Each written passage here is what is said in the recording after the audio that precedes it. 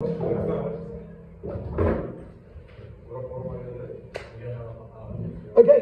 can we have a look at page 12 together? No matter where you're at. Turn in your booklet to page 12.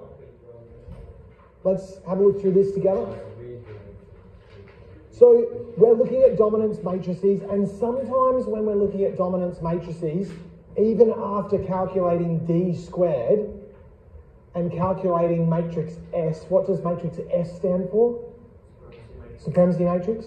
Supremacy matrix, what's the formula for a supremacy matrix? D plus half D squared, good. Sometimes even after you've done D plus half D squared, the rankings are still equal. So what do? Cube it. You look at D cubed. So sometimes to split the rankings that are still equal, we consider third order influences, which is D cubed. Okay, a third order influence, let's give an example of it. Okay, so say Nikki might have been playing a table tennis competition with her amazing back row here, all right? Maybe Nikki played against Jack and Nikki won. Maybe Jack played against Serene and Jack won, all right? And Serene played against Charlize and Serene won. Does Nikki have any influence over Charlize?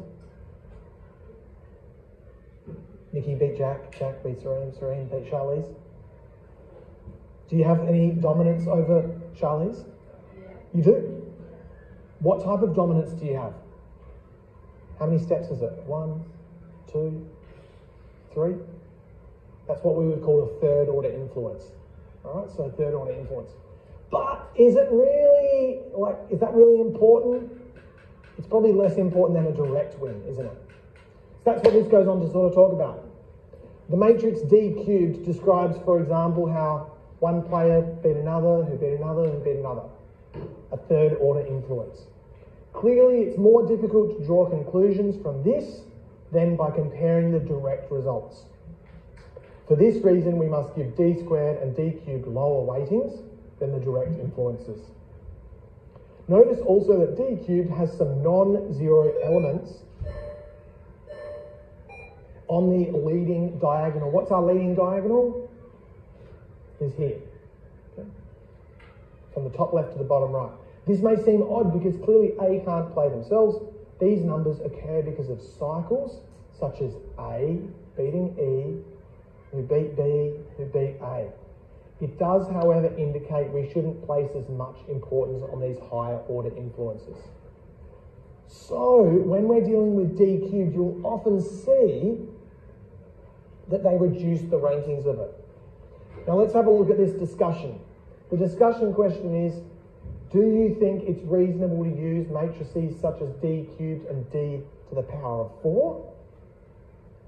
Now I've kind of given you an answer here.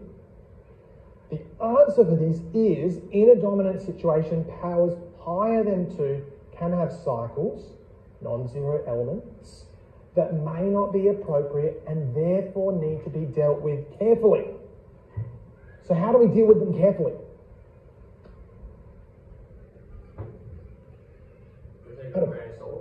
We take it with a grain of salt. Good. Yep. So it's kind of like, well, we can look at this, but is it how helpful is it? Yeah. How mathematically can we deal with it carefully?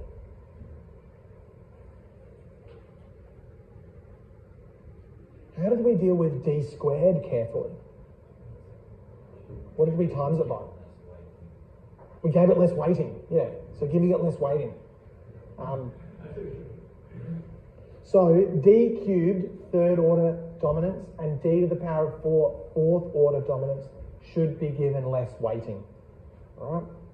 Should be given less weighting as direct wins are more important. All right, copy that down, and then let's have a talk through the next question.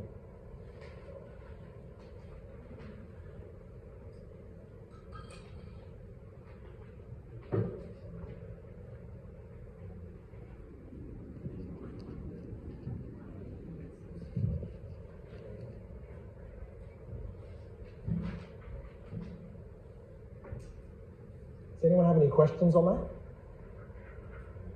No?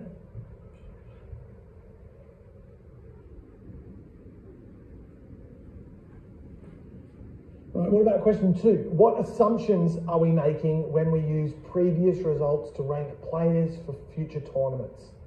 Consider effects of court surfaces, weather, injury. So what are some assumptions that we're making when we're using previous results to rank players for the future? Got some ideas from you? They're not going to grow old. Age? What effect is age going to have? Is that going to be a good thing or a bad thing? It's going to change performance? Yeah. It can be a good thing depending on how old they are. Depends, true, doesn't it? So age could impact it. Good.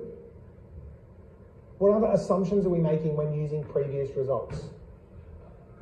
That they're on the top of their game. That their performance on the day? Yep, for sure. Because there's all these other factors, aren't there? Yeah.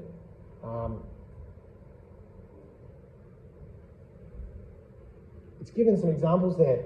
What effect would court services or weather or injuries have?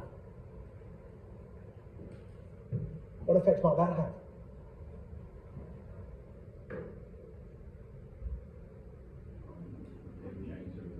It could change the results, couldn't it? Yeah, definitely.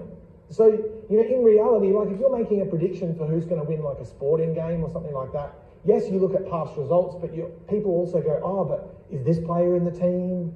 Oh no, they're playing at this ground, all right? Oh, this ground, this team's actually better at it compared to others. Like there's different things there that can sort of, it's going to be an indoor game versus outdoor, all right? That's going to affect it. So these are what we would call the assumptions that we might make that we've got to be careful with when we're interpreting our results here. So what I'd probably be looking for if you asked a question about assumptions is it's fine for you to discuss contextual assumptions. What do I mean by contextual assumptions? It means something relevant to that context. So let's have a look at some examples that I've got there. We assume playing conditions are always the same.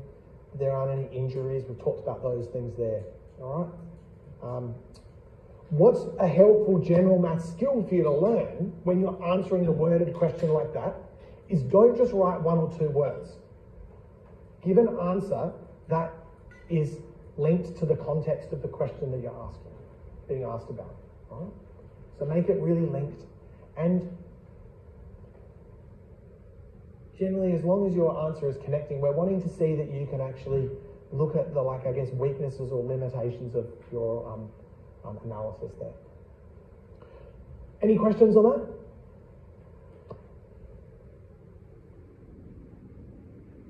We'll copy those down, add any more that you think are relevant as well. And at this point now, we're really ready to be able to dive into the rest of the booklet, okay? And really work your way up to being able to do a test type question on this, okay? That very last question of the booklet is it's actually a previous, this used to be in the exam many years ago.